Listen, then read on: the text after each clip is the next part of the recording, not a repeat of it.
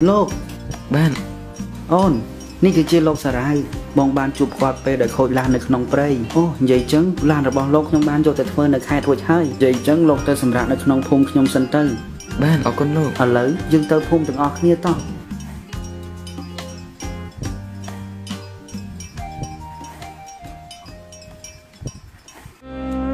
ជានិញសៃមែនតែស្ងួនជួបបងបែរដូងស្រ័យសួរចង់ដឹងថាគួរមិនគួរព្រោះពេលនេះមានចិត្តស្នេហាហេតុអ្វីមកស្រឡាញ់បងស្រពេលអូនមានសង្សារចិត្តហាមកុំស្នេហ៍ជីវ៉ា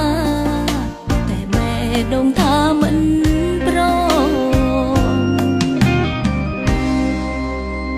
មិនដឹងគិតយ៉ាងណាព្រោះដឹងថាមិនអាចក្បត់គេបេញដងមិនឈប់ស្នេហ៍មិនសមដែរអើយគេឈឺចាប់ទ្រាំយំក្នុងចិត្តម្នាក់ឯងព្រោះគិតចិត្តស្មងគេសែនស្ដាយប្រមីមេមកក្រោយឲ្យអូនទឹកមកមុនស្និទ្ធកាយបងមកក្រោយស្និទ្ធស្នេហ៍ក៏ខ្លួនមិនបានទេព្រោះគេអូនអស់ស្រឡាញ់បែរដងអូនចេញសាវ៉ាដឹងច្បាស់ថាមិនត្រឡប់ទេអូនយំអាណិតរូគេអូនអស់ស្នេហ៍គេមិនអងស្មងមិនព្រមធ្វើតាមបេះដូងមិនអាចឈុំស្រវាបងព្យាយាមខំបំភ្លេងស្ងួនត្រូវដឹងខ្លួនថាមានសង្សារដឹងច្បាំងមិនអាចភ្លេចថ្លៃស៊ូទ្រាំតាមកម្មវាសនាមិនគួរស្នេហ៍ប្រុងរៀមរាឲ្យទ្រូងសោកាខ្វាយខ្វល់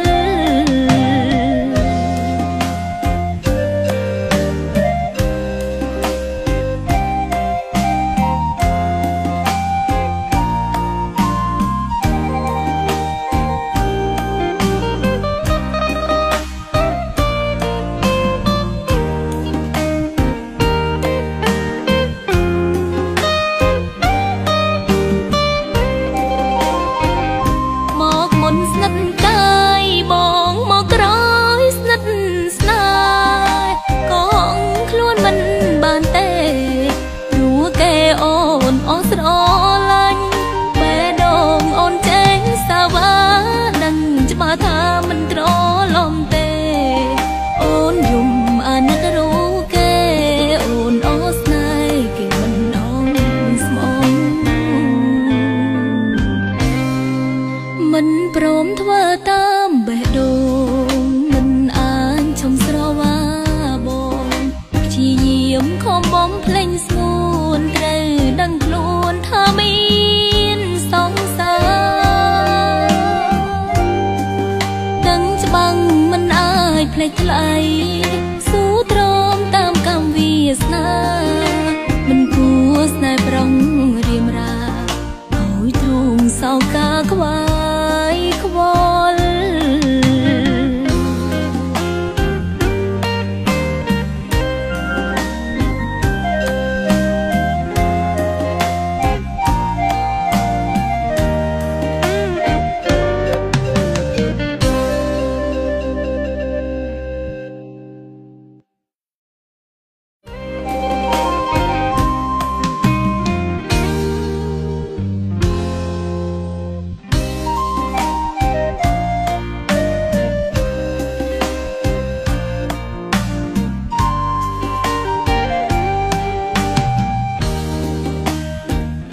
អូលោកមិនយាយដើរលេងសប្បាយអត់បាទសប្បាយនិយាយអញ្ចឹងឡានរបស់លោកបានជួសជុលរួចហើយនេះសោលោក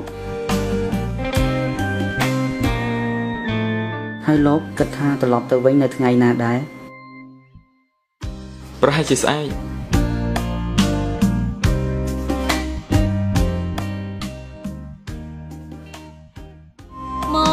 ស្និទ្ធកា